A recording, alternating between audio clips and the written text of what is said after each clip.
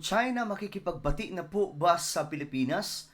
Ito po kasi ngayon ay mayroon pong report mga sangkay na itong China ay nagbitaw po ng isang magandang mensahe para po sa ating bansa na hindi daw po nila, tila baga, hindi po nila susukuan ang Pilipinas na maging maayos at makausap po ng masinsinan regarding po sa West Philippine Sea. Anyway guys, before we start, pakisubscribe po muna yung ating YouTube channel. Sa baba ng video nito, makikita nyo po yung subscribe button. Pindutin nyo lamang po yan, tapos i-click nyo yung bell at i-click nyo po yung all. At kung kayo naman ay nanonood sa Facebook, huwag nyo pong kailimutan na i-follow ang ating Facebook page. Anyway, shoutout nga pala sa lahat ng mga solid sangkay na lagi pong nandito, nag-aantabay. So, ito nga po mga sangkay ang balita na ang China ay China won't, sabi po dito, won't close door to dialogue and contact with the Philippines over South China Sea disputes. So, hindi daw po hihinto ang China na makausap ang Pilipinas, na magkaroon po ng komunikasyon regarding po sa South China Sea disputes, yung pinag-aagawang teritoryo. So, lahat tayo naman mga sangkay, I'm sure, mostly ng mga Pilipino, we stand for our territory, we stand for our country. At wala na pong pagdududa doon. Kung mayroon man mga sangkay gumaganon, bahala na po sila doon.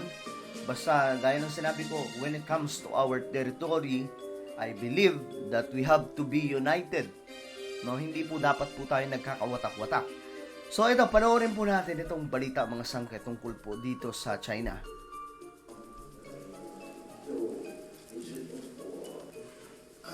Ito po yung isang interview.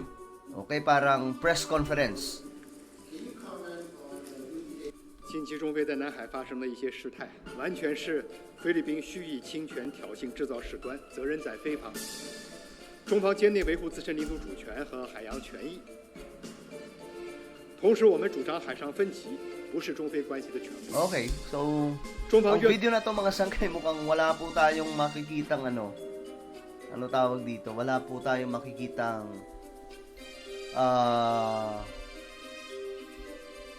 caption, no? Sana man lang nilagyan, pero wala mga sangkay. Pero check natin dito, baka maya mayroon naman.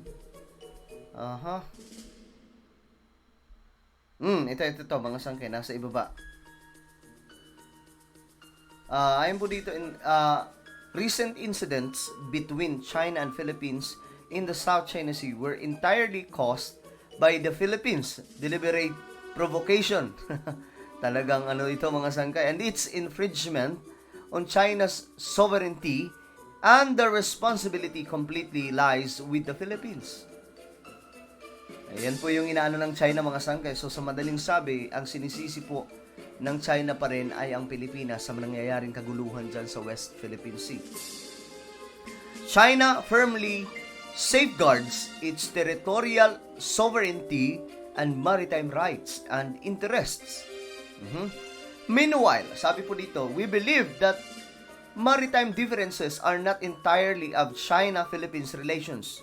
China is willing to properly manage differences throughout dialogue and consultation with the Philippines and will not close door for dialogue and contact with it. Ayon po yan sa tagapagsalita ng China at I don't know mga sangkay kung gaano po yan kaseryoso. Tingin nyo ba, seryoso dito ang China na hindi po sila titigil na makipag-dialogue, makipag-usap, makipag-contact sa ating bansa. We know naman mga sangkay, ano ba ang nangyayari dyan sa West Philippine Sea? Matagal na pong pinag-uusapan yan na hindi daw maayos mga sangkay kausap ang China. Di ba nga po, nung unang biyahe ng ating presidente, si BBM, papunta po sa ibang bansa, ang nauna po kaagad ay China. At alam po natin mga sangkay na ang Marcos, I don't know kung alam nyo na to, pero bilang isang nasa all-out politics before, we know mga sangkay na ang mga Marcos ay close sa China. Panahon po ni Ferdinand Marcos, nakita po natin kung ano po yung kanilang mga ugnayan. Ngayon, ito po ay una na ginawa ni BBM noong siya ay nahalal bilang Pangulo ng Pilipinas, ang bumisita po sa bansa ng China. Hindi po niya inuna yung Amerika, hindi po niya inuna yung ibang mga bansa sa Western countries na kaalyado ng Pilipinas simula pa po ng World War II, pero inuna niya po yung China. Pero after that, mga sangkay, no, ilang weeks or umabot ba ng buwan, basta bigla pong may nagbago eh. After ng ilang buwan, mga sangkay, bigla po natin nakita yung change ng ng administration pagdating po sa foreign policy. Kasi before, guys, ang foreign policy ni Bongbong Marcos ay kahalintulad po ni former President Duterte. But right after, mga sangkay, matapos ang termino ni President Duterte, umalit si BBM, same pa rin nung mga una, mga sangkay. Mga unang part ng kanyang administration. Pero katagalan, mga sangkay, bigla pong nagbago. Kaya ang tanong dito, mayroon bang hindi nagustuhan si BBM sa kanyang pagbisita doon sa China nung una niyang salta bilang Pangulo ng Pilipinas? Diba? Yan po kasi yung nakapagtataka, mga sangkay. Pero ito rin ay parang hindi ko alam kung kalokohan lamang po ito ng China just to para makita ng buong mundo na kunwari nakikipag-usap sila sa Amerika, nakikipag-usap sila sa Pilipinas. Kasi lagi naman po nilang sinasabi, mga sangkay, ito na nakikipag-usap sila sa Pilipinas, kaya nga lang ang Pilipinas talagang ayaw makipag-usap, magugulo.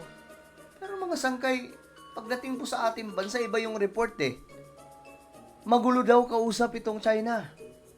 Hindi daw tapat sa usapan. Kung ang usapan nila ay ganito, bigla pong nagbabago pagdating na po doon sa kanilang mga puwersa na nagkalat po dyan sa West Philippine Sea. But I will ask you guys, yung mga solid sangkay na nanonood kayo, tingin nyo ba, mga sangkay, itong China ay sincere na willing sila makipag-dialogue daw? Ayon daw po sila sa kanila, hindi daw po nila susukuan ng Pilipinas na makipag-dialogue and consultation with the Philippines, at hindi daw po sila magko-close ng door. What do you think, mga sangkay? Tingin nyo ba ganun talaga ito kaseryoso itong China? Well, just comment down below. And now, guys, I invite you, please subscribe my YouTube channel, Sangkay Revelation. Hanapin nyo lamang po ito sa YouTube. At kapag nakita nyo ng mga sangkay, i-click nyo po yung subscribe, i-click yung bell, at i-click nyo po yung, ayan po, all. Alright? So, ako na po yung magpapaalam hanggang sa muli. This is me, Sangkay Janjan. Palagi nyo pong tatandaan that Jesus loves you. God bless everyone.